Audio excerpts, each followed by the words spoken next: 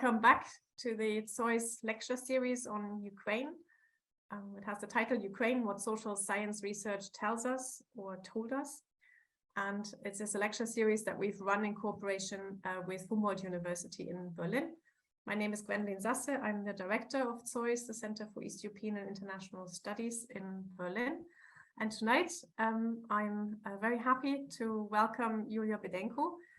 It is in fact our last lecture in this series, but you can find all the previous ones and also after this lecture, this one on our website as an online archive of important social science research on Ukraine. And Yuliya Bidenko is an associate professor in the political science department at Karazin, Kharkiv National University. She's had many different affiliations along the way. She's, for example, been a research fellow at Charles University and also at the European Humanities University in Vilnius. She is currently joining us from Vienna, where she has a fellowship at the Institute for Human Sciences. Yuliya's research focus has been, I think it's fair to say, on civil society for a long time, different aspects of it. Yuliya has worked on decentralization, also on the establishment of democratic institutions in Ukraine and other parts of Eastern Europe. And she's also been very active in advising policymakers. She's also been an expert for the Team Europe initiative by the European Union's delegation to Ukraine. And she's also been an expert and an author of the Ukrainian Ukrainian Annual Country Report for the Nations in Transit project, a Freedom House project. And she has many other engagements, for example, also as a trainer for civic education projects for the Ukrainian youth or women in politics or civic activists. And I think the list is so long of the many things you do. And then I think you also research some of the things you're also actively engaged in. So it's my pleasure and my honor to have you speak in this series. The floor is yours, Yuliya.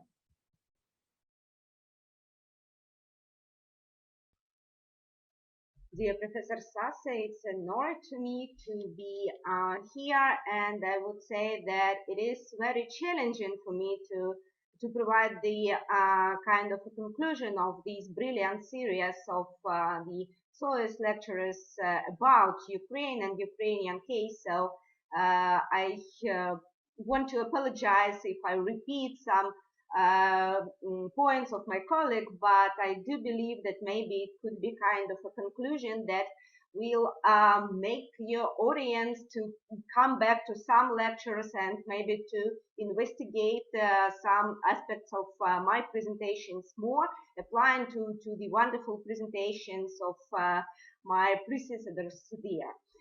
And also, I really want to appreciate ZOiS for these series of lectures. I think it is very important, and I would say that maybe there is a lack of Ukrainian voices and Ukrainian expertise, which were obvious when the war started and when full invasion of the Russia Federation started of Ukraine. And actually, I would also say that maybe ZOiS was one of the very few Eastern European institutions which were particularly interested in Ukraine before it began kind of a political or expert fashion to be, to be interested in my country.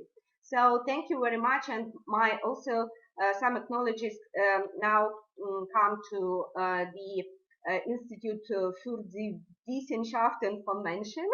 Pardon my German, I am not a native speaker, of course, and it's not my even second language, but still I really appreciate them for this opportunity to spend just 2 months in a wonderful city of Vienna, but it makes me more powerful to not to break for airstrikes alarms, and unfortunately Russia is not stopping to shell in my country and different cities in the center and even in the west of Ukraine. So my presentation titled more or less provocative. I do understand that, and actually it's mostly how Ukraine was underestimated before the war started, and I will try to explain how it happened, and was this underestimation kind of consensus of Ukrainian scholars, or there are some kind of real how Ukraine was misundertaken, maybe by Western academia and the expert community, but also how it was underestimated by Russia. And actually, I would start with pictures of my home city, Kharkiv, and with a very brief overlook how it's happening now in Ukraine. We know that up to 10 million of Ukrainians, they are displaced now, and there are a lot of children and adults who were forcibly displaced to Russia. And actually, a lot of families, they are now separated with their beloved, and about 20% of Ukrainian territory is occupied now. So mostly these territories are located in the east and in the south of Ukraine. But actually, the situation which we're facing now is quite different comparatively to what we faced in 2014. And actually, the resistance of Ukrainian society now, as to me, and according to numerous sociological surveys, is much more higher, and the readiness to stand with Ukraine and to be loyal to Ukraine, even in the communities which are bordering with Russia, is pretty high. And the fact that more than 15 Ukrainian mayors were kidnapped or jailed by Russian occupants, but refused to collaborate with them, it's also very picturesque for me. But the economic situation stays very pessimistic as for me, and recently visiting the Lugana Recovery Conference just a week ago, I was also think that maybe Ukraine was not so much underestimated, but now we have a lot of optimism around the future economic situation and future recovery of Ukraine, but definitely we need to provide some evidences how it could be. But actually also we should together, maybe as an expert community in Europe, should provide some kind of a framework how to do it in a better way. But where Russia miscalculated, as for me, actually there were very popular Russian narratives, and they can still hear it from some European intellectuals, like that Ukraine was and still is the part of Russian world. And I do remember how I was impressed of the lecture by Professor Huntington, who also claimed that Ukraine is kind of a torn country, which couldn't be, couldn't be developed as the whole very, I would say, very prospective European country, because it's located on the border of two different civilizations. The other narrative, which was widespread, I would say, among experts, not only in Russia, but in Europe and even United States, that Ukraine kind of a failed state with a very weak institutions, highly corrupted ones, and they are not able to fulfill their functions in a good way, especially facing with a crisis or, let's say, war. And also there were kind of beliefs that it is very likely to establish some kind of pro-Russian puppet regime, and to change elites in Ukraine, in Kiev, and then on a local level very easily, and it could be the good solution for let's say Russian-Ukrainian crisis, how it was called for a long time. And actually, also Russians believe that local leaders and inhabitants, they will cooperate voluntarily with them, especially in these eastern and southern regions. But we can see from the numerous evidences that maybe they were kind of a crucial point where Russia miscalculated, and the Ukrainian resistance still pretty impressive, even despite that it is 140 days of this war, and even that Ukrainians getting exhausted and some kind of supports from the civil society gets a little bit lower, it reduced, and it is true. But actually, why these narratives were so popular? I would say the first card Russia played was the Russian-speaking population in Ukraine, and actually a lot of European countries, they like this narrative that Russian-speaking population in Ukraine would be naturally have these pro-Russian sentiments, and maybe Russian identity, or identity as a Soviet people, or identity of the people of this common Russian world or Slavonic world, if you want. But picturing these according to the census happened 20 years ago, we also could see that pro-Russian regions, Russian-speaking regions at that time, they appeared to be pro-Russian in political sense of view, and political polarization during previous 20 years were also pretty high. But it is interesting how it was developed, and I would say that this smooth Ukrainization also happened because we can see that during previous years, those who recognized Russian as their mother tongue reduced. Meanwhile, young generation of people and people who were involved in education and cultural projects and civil society, they recognized Ukrainian, which is marked in green, on this figure as their native language. And it is very interesting how lingual situation related to the attitudes of the future of Ukrainian language, or the most desirable status of languages in Ukraine.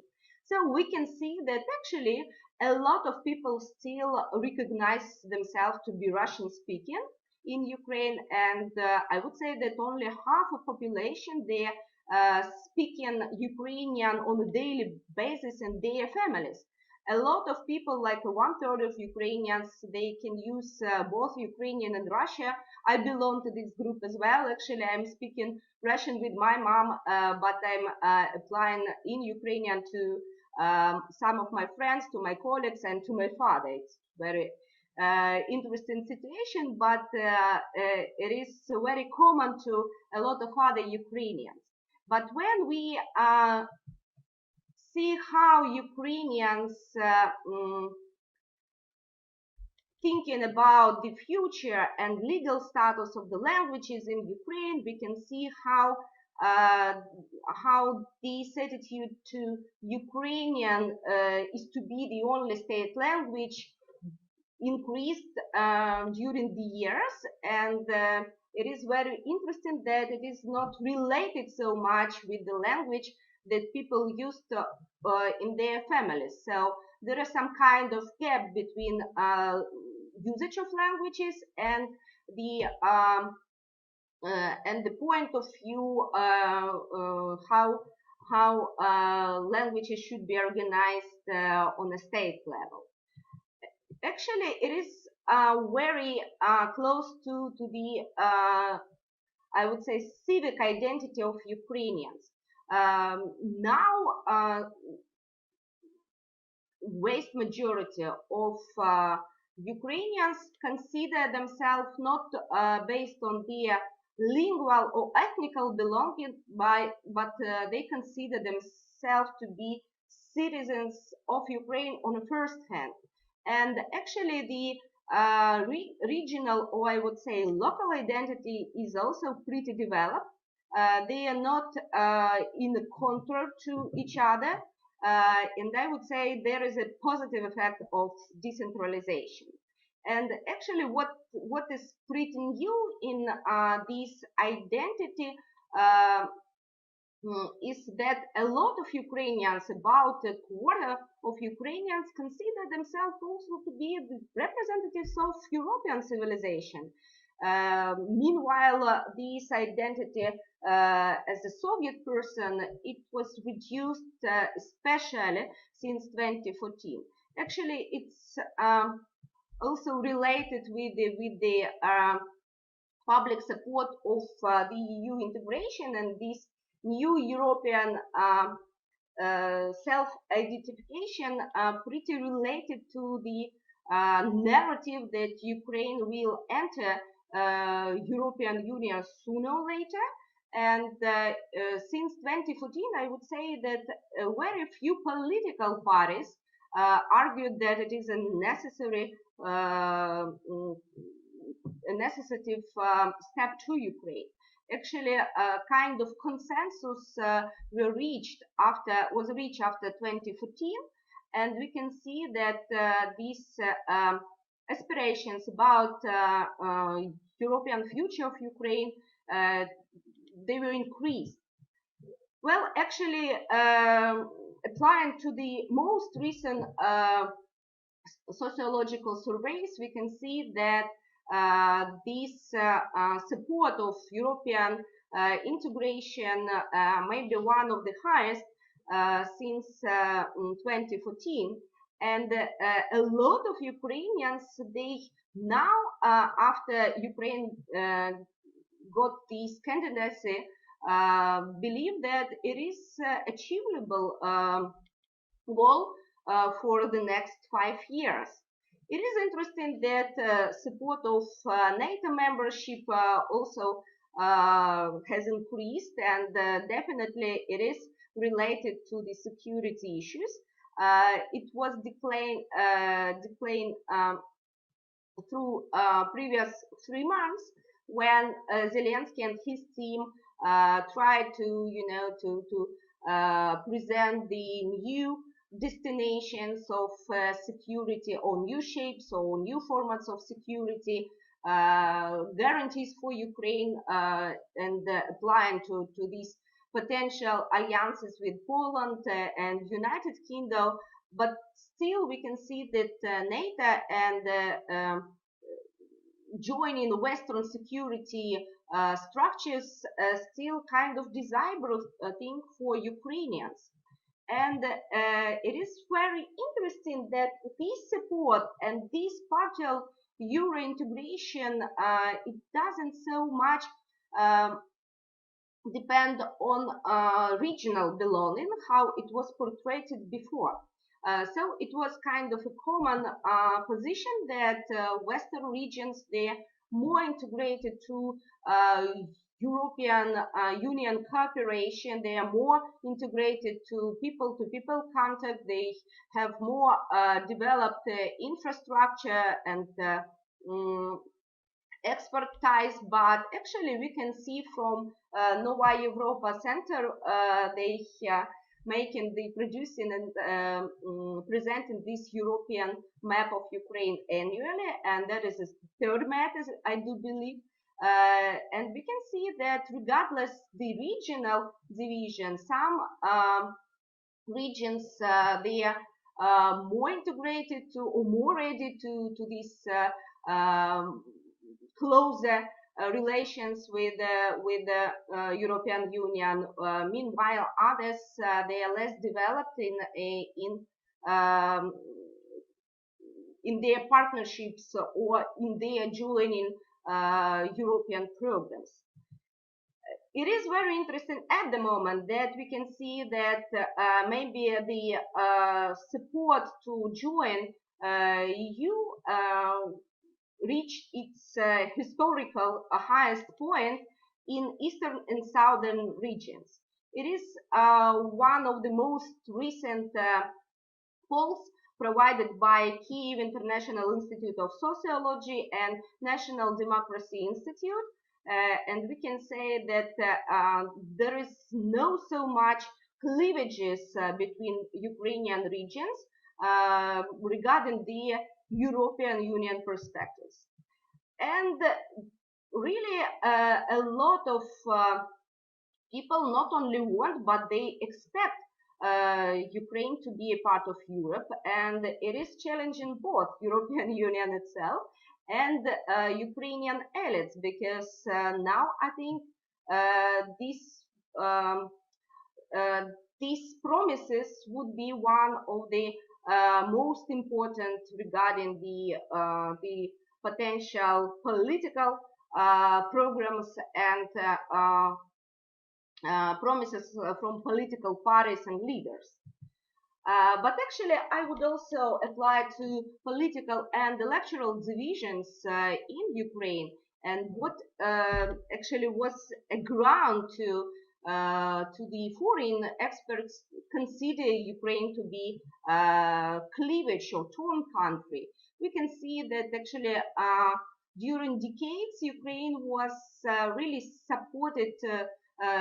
Ukraine supported different political choices, and we can see from the political parliamentary elections that some of global regions like eastern and southern Ukraine versus western and central Ukraine, they were portrayed having very different orientations, but it is actually not so true.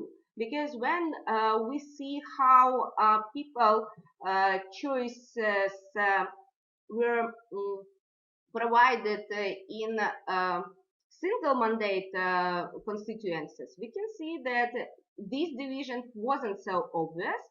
And then when we are coming deeper, Ukrainian political portrait became even more mosaic. So its local elections of 2015 where a lot of districts and cities made their different choices. But in 2020, we can see that very few Ukrainian oblasts or regions, they voted in a similar way. So it is very interesting that actually Servant of a People Party, after their very impressive success on parliamentary elections, they lost elections in most of Ukrainian regions, and the local political projects, they became more in favor, maybe of course due the decentralization reform. What was interesting about decentralization reform and what was I would say excluded from the analysis of political scientists who prefer to use this more broader framework to analysis, that actually Ukraine significantly changed, and this reform was underestimated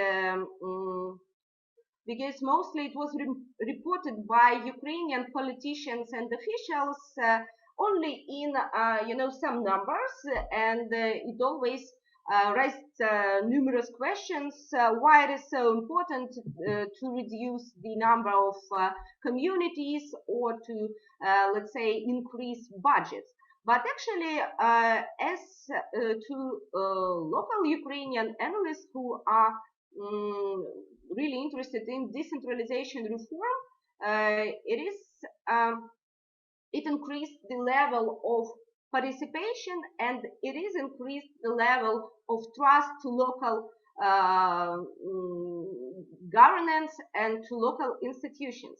Because mostly Ukraine was portrayed as an unhappy nation with a very low level of trust to any governmental structures, and that also was a ground for Russian or pro-Russian, let's say, analysts to say that it would be very easy to to invite there and to replace local elites or domestic elites with those pro-Russian politicians. But actually, it worked in an opposite way because mostly people were satisfied or rather satisfied with the activities of their city councils, and they were more they get more attentive to what these deputies are doing and how they related and how they communicate with the population on the ground. And actually there were also a great support to a mayor. That is why a lot of mayor, more than in a half regional centers, large cities of Ukraine, they saved their working places after 2020, and actually it was they were political parties from parliament who tried to get some support from mayors, but not the vice versa. And we also can see that actually support of mayors' activities and functions, it's not so much related to the region, because we can see that people from Chernihiv on the north, from Ivano-Frankivsk on the west, and from Odessa on the south, and they were very satisfied how their mayors were acting. Meanwhile, people from Kherson or Sumy or Rivne, which belonged to different parts of Ukraine, they could be dissatisfied with the functions of their local councils and local leaders. And what was another effect of decentralization, that actually a lot of communities, they become richer, and they moreover they become more independent in how to spend these additional costs. There were a lot of populistic projects established in the villages, in the communities, in the large cities, like public parks or houses of culture or concert halls to be built, spending these local costs. But still, this opportunity to be more attentive what people need, or to be more attentive what should they like to vote on the further elections, it's also kind of a secret of decentralization, and why local institutions they became more trustful than national ones. The other dimension of decentralization, it's actually the ability of local communities to provide public services. As of the end of 2021, there were more than 2,000 of access points where people could receive some, I would say, most needed public services, and more than 400 of them, they were newly built in their communities, newly constructed.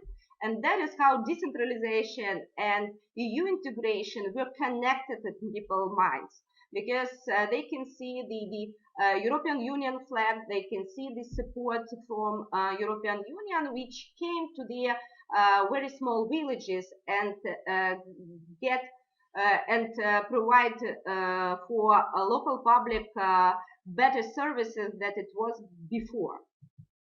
And actually, mostly people in Ukraine, they were satisfied with these administrative services, and a lot of them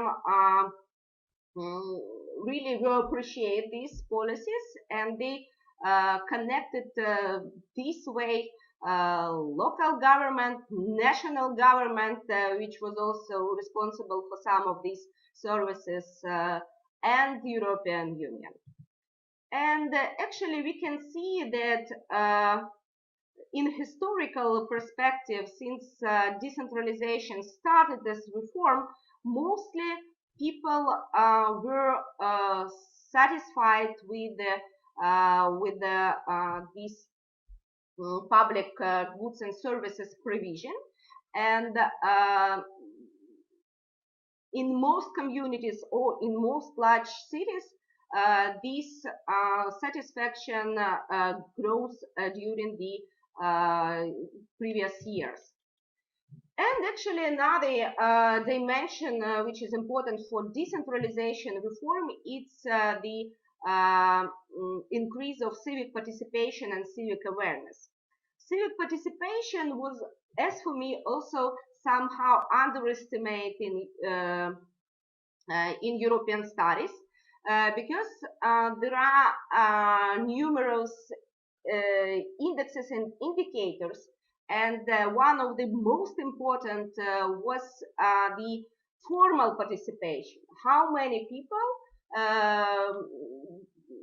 becoming members of, let's say, political parties or NGOs. But actually, in Ukraine, this formal participation stays more or less low. It's about 8%. But people in less formal way took part in their community life. So they attended public hearings, they voted or supported some petitions, especially electronic ones.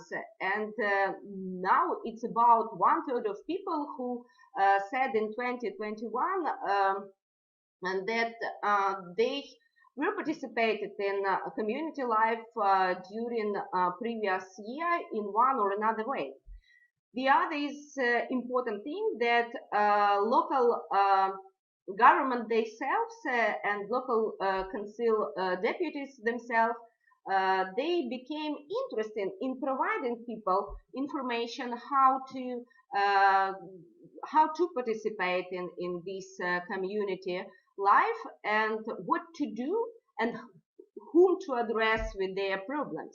Because during, I would say, previous 10 years, there was kind of a lot of confusing information, who is responsible in Ukraine for which part of public services, or there were also numerous cases when people applied to president directly to rename the street of their city or to make the pipelines work better in their small communities. Actually, there are also some photos from my home city, Kharkiv, and we can see that despite the large devastation, community services, they are working pretty well. And actually, there are a lot of people who now join in these services voluntarily, and they try to provide some help and assistance to these people and to make their community better. And what is important about decentralization and digitalization in Ukraine? It is very significant for Ukraine that these two reforms or two processes, they empowered each other and they were provided, I would say, more or less at one time. One important point there that people due to digitalization, even suffering from the war, they weren't abounded at a lot of public services. They're still available for them, and they can use some applications provided by Ministry of Digital Transformation like DIA, or provided by the local officials and local governments. And even being out of their communities or even being in shelters, they still can vote for some processes in their cities, and also they can feel themselves being a part of community. So it is very important that during previous 2 years, the services and local democracy instruments, they were doubled in Ukraine, because more than 200 of communities, they used the platform, the single platform EDEM, and some others, they provided these digital instruments for participation via the websites of local councils or mayor, and so on and so forth. And actually, why digitalization, I'm sorry, was important for Ukraine society in this war? There is collection of the TV centers which were targeted by Russian missiles in different cities of Ukraine. You can see Kiev, Kharkiv, Karazin, Rivne, and Lysychansk here. And Russia really believed that propaganda works. And we can see from their policies in Mariupol, in Kherson, how they try to provide their own television, and how they try to influence humanitarian policy, replacing Ukrainian teachers and replacing Ukrainian media in temporary occupied territories. It is, I would say, the Russian paradigm that television and controlling main media, especially television, you can achieve this supported political consensus within the territory that you control. But actually, in Ukraine, most people, they used internet sources, and a lot of people get more and more aware about misinformation and media. It's, I would say, priorly, it's a positive effects of civil society in Ukraine, and actually it's kind of one of the side effects of COVID pandemic, because numerous donors and actually civil activists themselves, they were involved in this disinformation counterparting, and providing numerous digital courses and trainings on the ground, how to recognize disinformation, how to recognize political manipulations via media, and so on and so forth. Of course, the thing that Ukrainian prominent media now united on this single news marathon, it could be challenging for the future of Ukrainian media landscape. And as a political scientist, I'm a little bit afraid that it could be a new instrument for local elites, for domestic elites, for Ukrainian elites, naming servant of a people party and Zelensky to influence people's choice in future.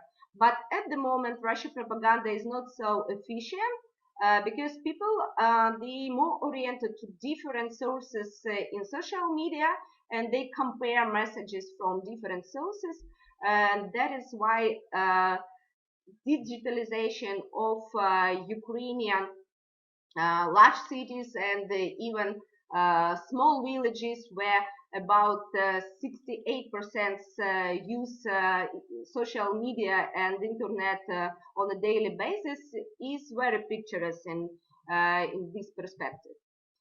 And actually, when people were asked, how do you think whether things are going in wrong or in right direction, a lot of Ukrainians, they were very skeptical.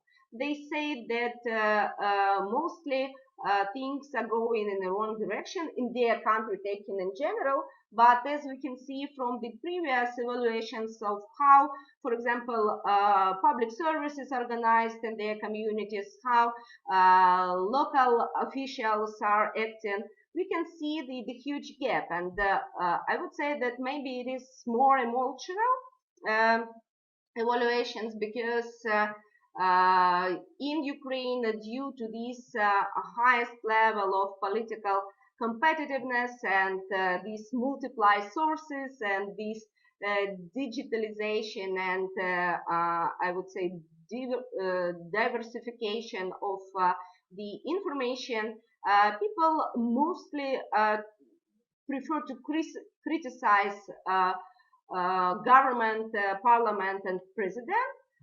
Meanwhile, more or less, they positively assess their daily lives and their life in Ukraine and their community, in their society in general. And we can see how it crucially changed after the war, full-scale war began.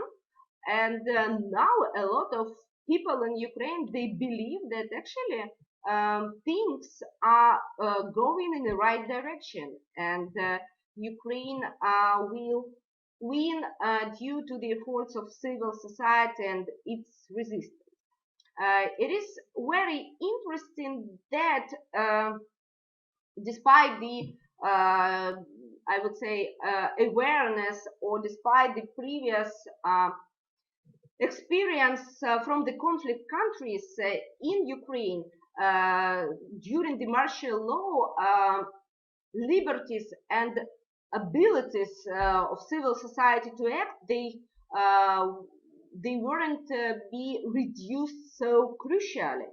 Actually, a lot of charity funds, a lot of NGO, they appearing and registered right now. So it's no limitation for creating such structures. Of course, freedom of assemblies and freedom for protest, it is under kind of a ban at the moment. But still, in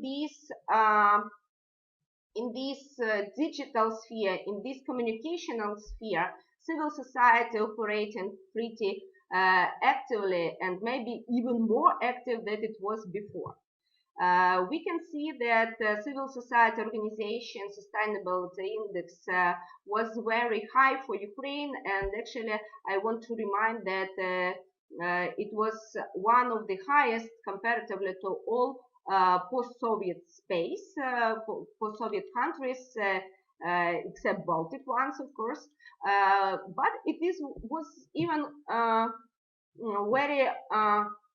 very close to what Bulgaria, Romania, and Hungary have had comparatively to Ukraine. And now we can see that Ukrainian civil society is very, very active, and also a very few experts were so much believe that Ukrainian society will expand and will operate even in more intensive way than before the full-scale invasion of Ukraine.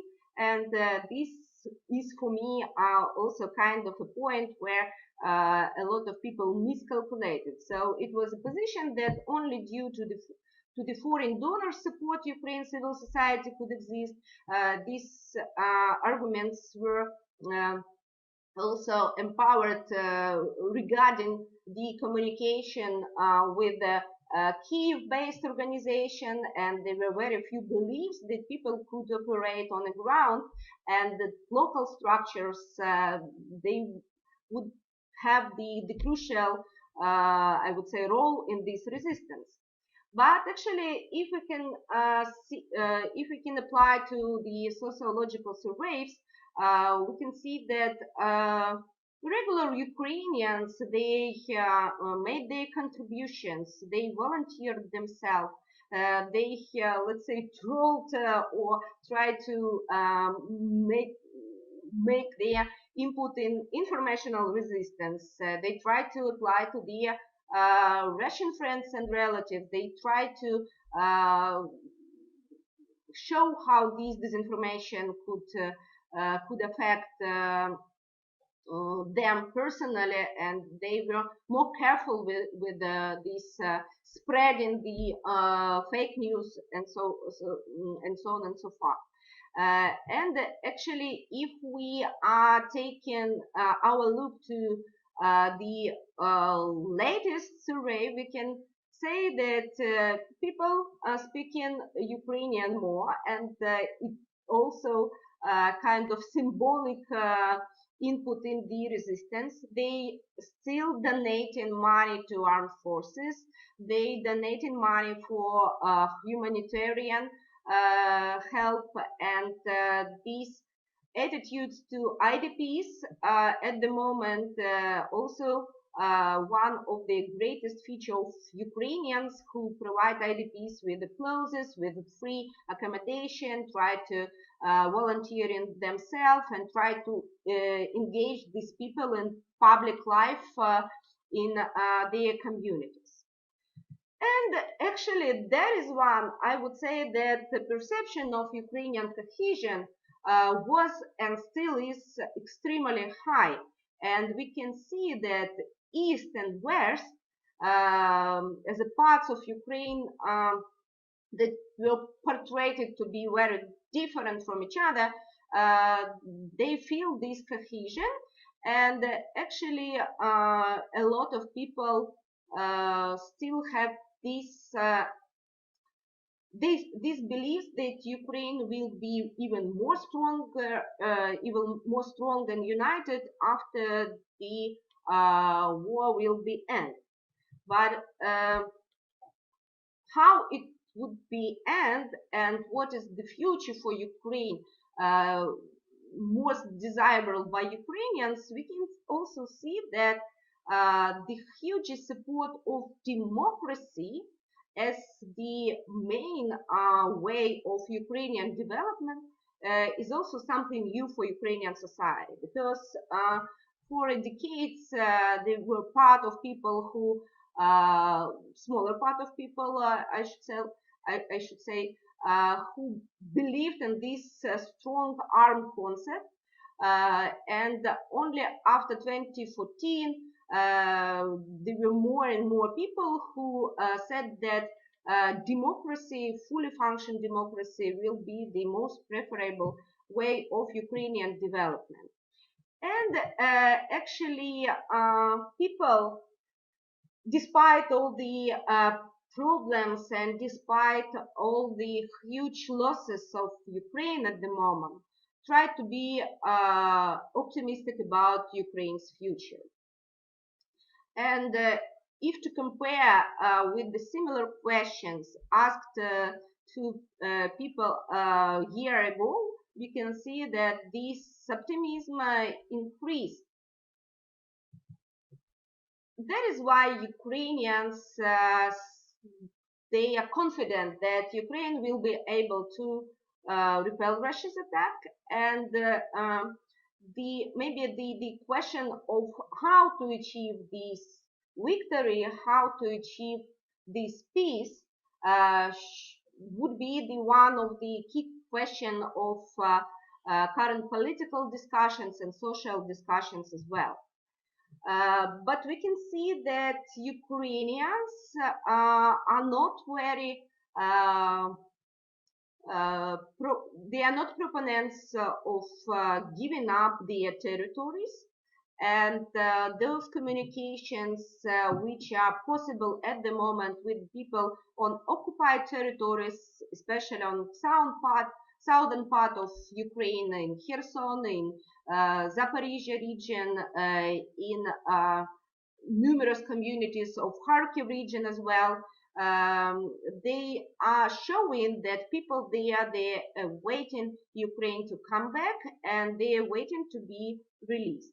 And of course, for me, it is a huge result of decentralization, of I would say smooth Ukrainization, and these digitalization reforms, which were perceived as to be as one of the most important in all reforms provided implemented by Ukraine since 2014 in a framework of EU integration reform package.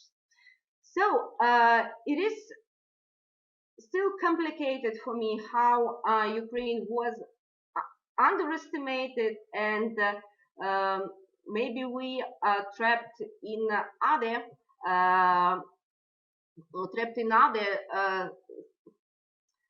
wishful thinking, how not to overestimate Ukraine in its ability to face the war if it will take too long, because these European sentiments, these very pro-Ukrainian sentiments and identity couldn't be reversible as for me, but actually it could be easily manipulated in particular things and in particular political programs.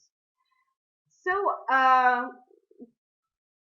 taking this, I would say, one of the last slides as a conclusion, I would say that maybe Ukraine was estimated, as for me, because of some methodology of broad research, comparative research, when some peers, they said, okay, we can estimate Ukraine higher than Hungary or higher than Poland because they already member states of the EU. Sometimes we, as society, were trapped in previous low rankings. So Western experts didn't believe me sometimes that Ukraine could show the rapid progress during the year or 2 years. So in this Western paradigm, to see the results of reform, you need 10 years or at least 5 of them, and rapid positive changes are impossible on, let's say, post-Soviet space. Actually, Russian and Eurasian studies, which were, I would say, most prominent name of these studies, they use a very broad framework, and mostly they were concentrated on Russia. And a lot of scholars and experts, they even not being pro-Russian themselves, they used Russian sources because mostly Ukrainian sources weren't available for them, or Ukrainians. It's also part of Ukrainian, I would say, bad policies regarding the Western countries, that Ukrainians didn't provide a lot of media outlets in English, in German, in Italian, and there were definitely lack of Ukrainian voices before. And I would say last but not the least, it's the criticism from Ukrainian experts themselves and Ukrainian civil society, because mostly Ukrainian analysts and civil society representatives, they use these international spaces and opportunities to criticize the government. Mostly it was pretty argued, but still this lack of emphasizing positive effects of some reforms and this constant criticism also was a part of why Ukrainian wasn't perceived so much positively before the full invasion started. So many thanks for your attention. Sorry for providing such a lot of data, and sorry maybe for not, making a lot of provocative statements at the moment. I'm sorry, it's my second lectures for today, but I do believe that we have some time to have these discussions, and I would appreciate your comments and particular questions. You can contact me anytime. Many thanks. Thank you so much, Yuliya. That was an amazing overview of many different things and different trends. So thank you very much that, and it actually also really connects, I think, well with some of the other themes of the lecture. While maybe people are getting ready to write some questions or comments in the chat, which I'll keep an eye on, maybe I'll just use my position to ask a couple of questions, and one is just a clarification. I found the data on satisfaction with local government, local councils and mayors particularly interesting, but I think on the slide I couldn't see from when the data was and who collected the data. And was that sort of very recent, or is there also something you can talk about in terms of development over time? Because that is, I had not seen this kind of data, and before, I think what's really missing is or has been missing is to get an overview, somehow a sense of, it's such a, obviously a big country, decentralization is a big process, and there's a lot of variation across places, no? So this kind of data, I think, is really, seems to me really novel and very, very important from kind of the public's perception. So maybe you can put that a bit in context. And then I was wondering, you put the emphasis kind of a lot on decentralization, that really put in motion a lot of processes at the local level, also at the civil society level. And I was wondering, in a bigger picture, I mean, is it a cumulative process? Because obviously civil society existed before that. Is it and how much of it is due to, as others might argue, kind of these repeated cycles of mass mobilization, and then decentralization perhaps gives it also an institutional form, and then it's sort of another kind of stage in the process. I mean, how do you kind of overall weigh these things, or is it sort of a gradually building process over time, and then in a massive sort of crisis situation like a war, it really kind of obviously then on that basis moves forward and gets even more enhanced? Thank you. Yeah, many thanks for your questions. Really, it's my fault. I was going to provide you with the list of sources and the sources of data I used, and I will send it to organizers maybe to look at them more precisely. But these regarding the satisfaction of the services and local officials, it is the data of the 7th annual municipal survey, which were conducted by the ranking group and conducted together with the International Republican Institute. It is the annual large survey, and that is how they get these comparative data and this and reflect this dynamic. I will try to provide maybe the link just immediately to the chat. And about the civil society and decentralization and how they related, I wouldn't say that it is related only because the political fashion in Ukraine and some demands of the legislation oblige local officials to be more attentive to civil society. But it was important part, because actually in Ukraine local self-government was pretty free in deciding which methods of civil engagement and civil participation would they use. And it is very interesting that living in one of the largest and richest city of Ukraine, in Kharkiv, I always emphasize that civil society and local administration, they are kind of existing in parallel worlds, and mostly our civil society was playing the similar role that I mentioned regarding the Ukrainian civil society taken in general. Mostly they were civil society with a high level of expertise, but with the lack of engagement in these processes. But it wasn't only decentralization, but maybe also the electoral reform, which brought a lot of civil activists to the local councils. Even such a conservative, I would say, city as Kharkiv renew its elites, and after 2020, there were 72% of newcomers in Kharkiv City Council, as well as a lot of community councils. They renewed, and mostly political parties obliged to provide these party list, obliged to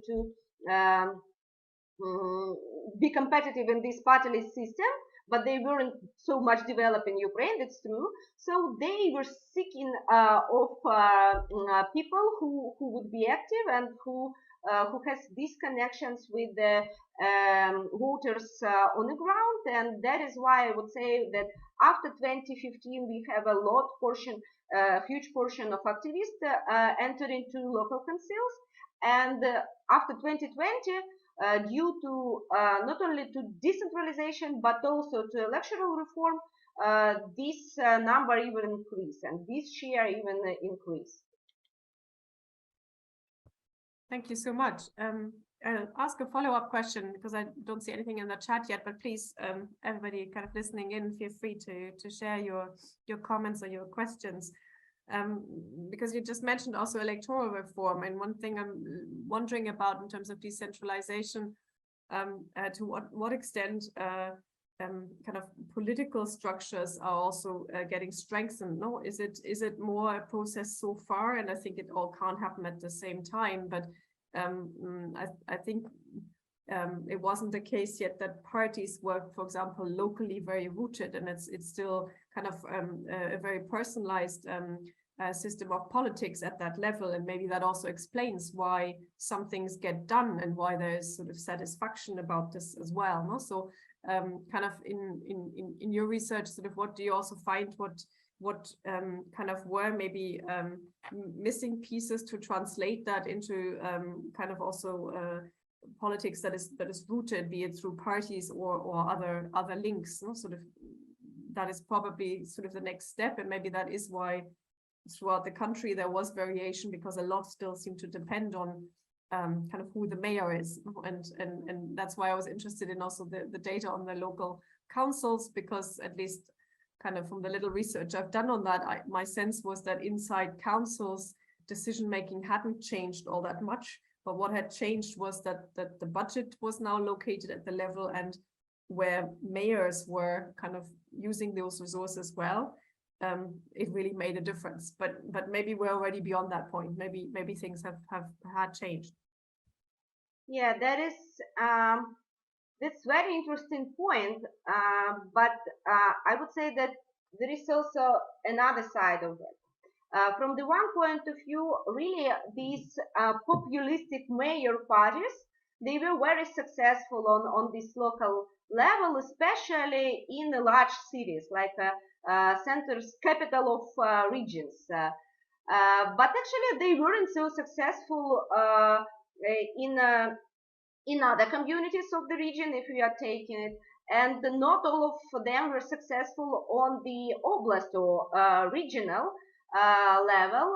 And I would say that these local mayors, they were involved in a more complicated rules or formal and informal communication with a different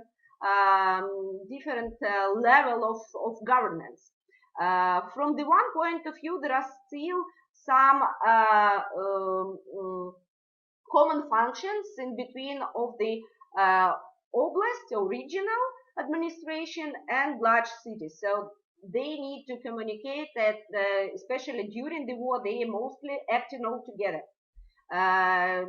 Especially not only regarding the martial law demands, which some kind narrows the functions of local self-government, but also they need to provide together some humanitarian assistance and so on and so forth. From another point of view, in all of these city councils I mentioned, number of political parties increased as well after 2020. So they very few of the mayors, mostly in Western Ukraine, they enjoyed this full control on the local council. So they need to play these games not only regarding the levels of governance and functions of governments, but also in political, I would say, dimensions. And it is unknown case, I believe that, but it was very interesting how, for example, opposition platform for life in some of Kharkiv communities in Bagaduha, if I remember correct, voted together with European solidarity and servants of the people. They voted together to establish a red-black flag on the city council. So nobody who knows the ideology of oppositional platform couldn't believe that. In other community like Rohan, nearby Kharkiv, also the head of council, the mayor actually herself was elected being the representative of opposition platform for life, but her deputy chiefs they are from European solidarity or servant of the people. So mostly it's about people-to-people connection, and I would say that these mayor they enjoy all the fullness of their power within their communities. And the second, I think it is important. This feudalization of Ukraine that also was discussed after 2020 elections, it wasn't happened now. And moreover, if these mayors, they enjoyed the fullness of their power in their communities, we could predict that maybe they would be prefer to collaborate with Russia. Why not? If they have so much power and influence within their communities. But we can see, I would say, opposite trend in that because these powers and these opportunities to be populistic leaders were provided them by Ukrainian government and by Ukrainian legislation actually. That is why they were totally aware, especially based on the experience of some communities of Donbass in 2014, that actually if Russia comes, they will know any power and know any budgets to control. So that is how they were dependent from Ukraine, I would say, and this decentralized and democratic structure, because they were elected and they could be elected again, but not under the Russian rule. Yeah, I think that's very important, and I think also the data, the maps you put up are important. That I think what gets, at least outside of Ukraine, what tended to get reported was who won the majority of votes in a council, but then that could sometimes be a very slight majority, and there would be immediately a party that is exactly the opposite of, say, opposition platform. So in a way, so that the picture was already much more mixed and much more colorful, as your map showed. No, sort of kind of just getting the majority doesn't per se mean very much if right after that is the next party with a very, or people, individuals, politicians with quite different views. No, so that I think got always completely missed, and I think, as you showed, 2015 already, that was a big visible shift. So that I think it was very, very important in what you said. I mean, can you, it's always unfair to ask about sort of what will happen next, and I'm not going to ask you to comment on the war exactly, but in terms of how what's going on now will change also the political landscape at local level, maybe also the national level, because also I suppose local and national politics were sort of different dynamics, no? So not in opposition completely, but also not necessarily completely in sync. But overall, I mean, either in terms of parties, but also can you kind of, do you see first trends? Because I think it has to change it in quite dramatic ways. It's an open question, but where do you see some beginnings of that, perhaps, or what would be your best bet at this point? Well, I will start with the point which is pretty obvious for me, and maybe to others experts that actually there will be no pro-Russian parties on the next electoral, I would say, circus, and even in more or less pro-Russian regions, I wouldn't say they are pro-Russians, but some people were speculated on that.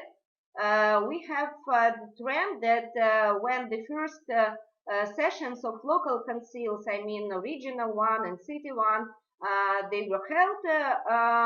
It was in April, I believe. Mostly deputies from opposition party for life. They refused from their parties and they left their factions. The similar processes were in Verkhovna Rada, in Ukrainian parliament.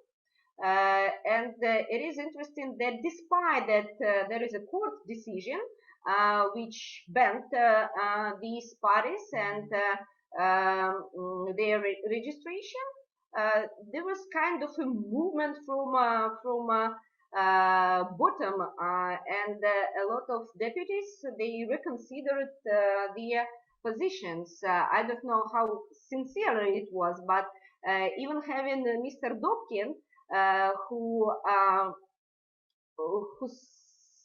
stand with the, I would say, more pro-Russian positions in humanitarian, at least fields.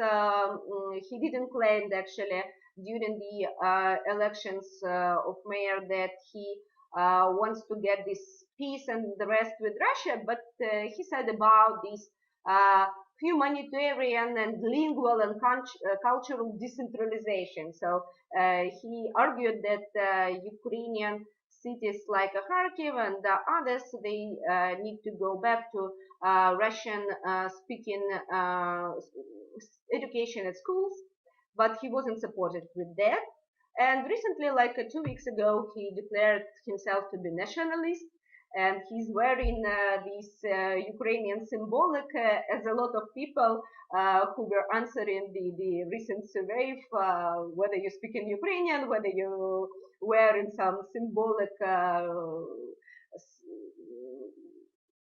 clothes and uses other symbolic. So definitely it will be no pro-Russian parties. The second point that for me, I think that current volunteers, those who are famous from 2014 and those who newly appeared, and there are a lot of them who appeared just right now.